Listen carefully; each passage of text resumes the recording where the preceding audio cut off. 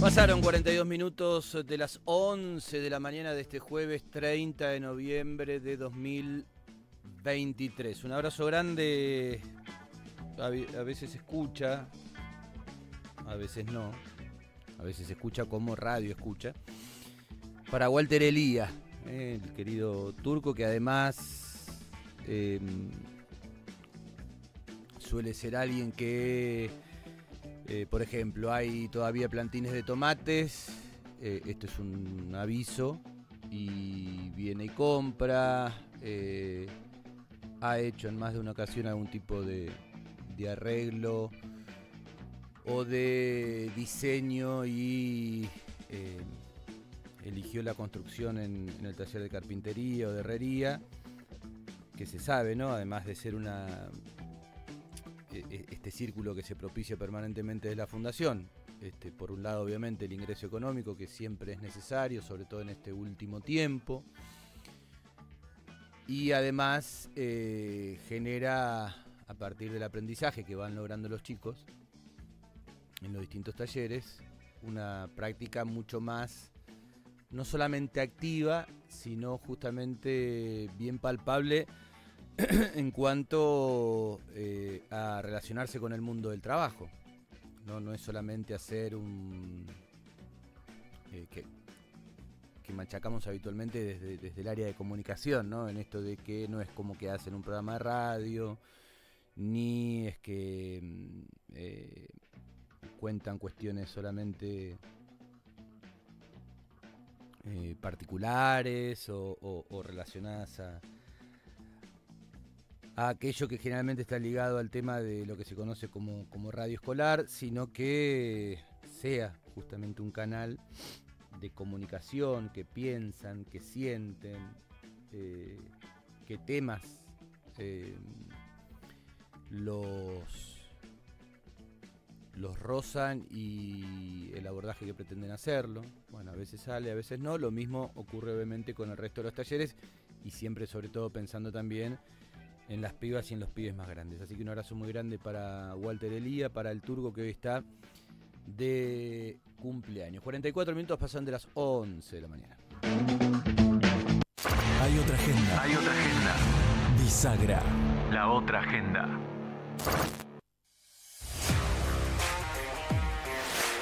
Bueno, de alguna manera es una continuidad de cuanto decía Fabricio hace un ratito en el bloque anterior, sosteniéndose en una columna de Alejandro Berkovich en una editorial y también en función de su expertise respecto al tema de la economía. Después podemos estar o no de acuerdo con su mirada, obviamente, en función de lo ideológico también. Pero aquello que tenía que ver con el análisis de un tiempo histórico, aunque sea cercano en ese lapso de tiempo, y alguna explicación técnica que disipe, ¿no? Esto que en algún momento Berkovich decía, bueno, con los números, ¿no? Si nos guiamos solamente por los números, decía cuando hablaba del dólar 10, 16, etcétera, etcétera, y 40, pensándolo en los 900 de ahora, claro, parece un chiquitaje, ¿no?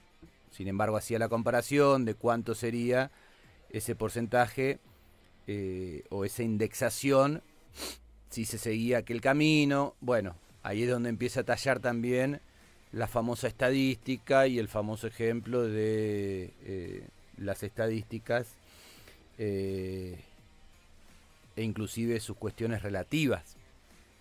Y el ejemplo famoso a mano y bien vulgar que tiene que ver con dos pollos y dos personas, ¿no? Si una persona se come los dos pollos, hay uno que no comió, independientemente que las estadísticas puedan decir que hay un pollo por persona. En función de eso, Luis Caputo fue integrante de la comitiva que en esta vorágine, que todo pasa, en estas famosas distintas varas, Luis Caputo fue uno de los integrantes, decía, de la comitiva que recientemente trasladó al presidente electo Javier Milei, ayer decididamente ya transformado en presidente de la Nación, independientemente que los atributos y la asunción, etcétera, etcétera, sean a partir del 10 de diciembre, porque ayer hubo una asamblea legislativa justamente que proclama, ¿no?, en estos pasos que se van siguiendo, una asamblea legislativa que proclama tanto a Javier Milei como presidente, como a y la tengo con Sandra, Victoria Villarruel, como vicepresidenta de la Nación. En el reciente viaje a Estados Unidos, además de Caputo, participó Pose, que va a ser, o que es, uno de los armadores fundamentales del flamante presidente. Y otra persona, en esto de la casta no casta, para no quedarnos solamente en esas cuestiones muchas veces verbales, ¿no? Y que termina generando un tirarse piedras de un lado y del otro ahora, tal vez con otro matiz, o con otros colores, o con otros nombres. Pero me parece que tanto la referencia de Caputo,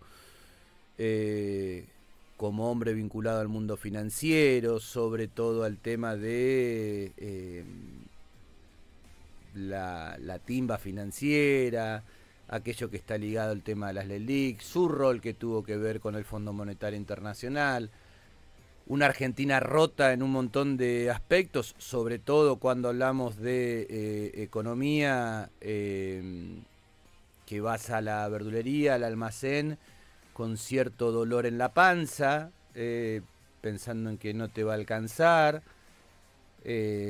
Bueno, eso va mucho más allá del mundo de las finanzas, de las LELICs, de los bonos y de aquellas cuestiones que nos parecen inalcanzables, ¿no? Son las preguntas bien simples, desde la especulación que pueda llegar a haber, en donde en la misma cuadra un producto sale totalmente distinto a lo que sale en otro lado, el mismo producto, y aquello que decimos con referencia al tema de, bueno, no sé, ¿por qué en Madryn, por qué en Chubut pagamos aquellos recursos que están a mano más caro que en otro lado, como en otro lado sucederá lo mismo con aquellos recursos que están ahí al pie del cañón, ¿no? Independientemente de ese tirarse piedra, decir, pero Caputo estuvo en su momento, hizo tal cosa, o no hizo tal otra, o benefició a tal grupo, también hay un punto de partida, me parece, que es no poder manejar por una falta de conocimiento, hasta si se quiere podemos llegar a correr a una cuestión ligada a la intención, buena o mala, ¿no? Una falta de conocimiento, de experiencia en determinado tema. Lo mismo sucede con otros nombres que por ahí nos pasan medio de largo. Cuando hablaba de la doble vara, justamente, o de las distintas varas, tiene que ver con esto que sonó en alguna forma como un reclamo periodístico de un lado, como una especie de explicación muy somera del otro, y esto que terminamos comprando. Entonces hablamos de austeridad porque Milei usa la misma campera y el mismo buzo, pero lo hacemos diciendo mientras baja de un jet que costó, dicho por quien justamente fue partícipe del alquiler, en este caso Gerardo Wertheim, de él nos vamos a posar en estos minutos, más de $200.000. Parece que basta nada más, o sea, no hay ningún tipo de investigación, basta con la palabra del propio Wertheim, que dice, hicimos una vaquita, cada uno puso su porción correspondiente en dólares, menos el embajador Stanley, que lo invitamos nosotros.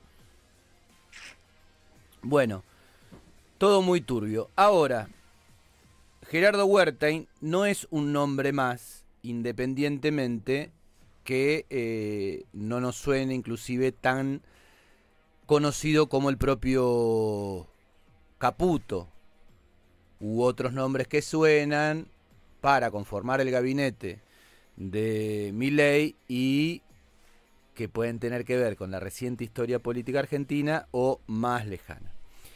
Gerardo Wertheim, para quienes siguen distintas informaciones vinculadas a mundos que evidentemente se cruzan, hoy por hoy las elecciones en Boca demuestran justamente que el tema de política y deporte, que no es algo nuevo, que ya lo hemos hablado hasta el cansancio, que hay material de sobra en donde, bueno, por algo se le pone la Copa Roca a aquellos partidos que se disputaban a principios del siglo XX y que básicamente tenían que ver con encuentros entre la Argentina y Brasil, encuentros futbolísticos, deportivos, etcétera. Y estoy hablando de presidentes mucho más llegados al deporte hasta por practicarlos, ¿no? El propio Perón en su momento, vinculado al tema de la esgrima, inclusive al tema del boxeo, el propio Menem, sobre todo por el lado del automovilismo, más allá de que intentaba hacer de todo. No, también a presidentes, por ejemplo como Alvear, que uno no lo relaciona tanto con el deporte. Bueno, sin embargo, siempre fue un motivo muy de campo orégano, justamente para, a través de él mismo,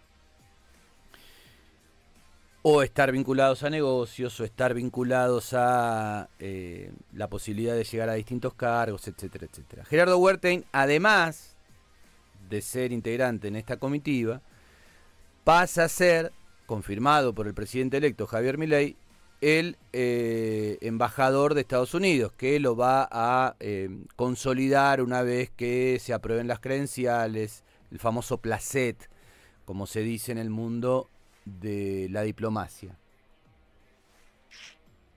Gerardo Wertheim habló como anfitrión no solamente de ese viaje, sino también como amigo de Clinton,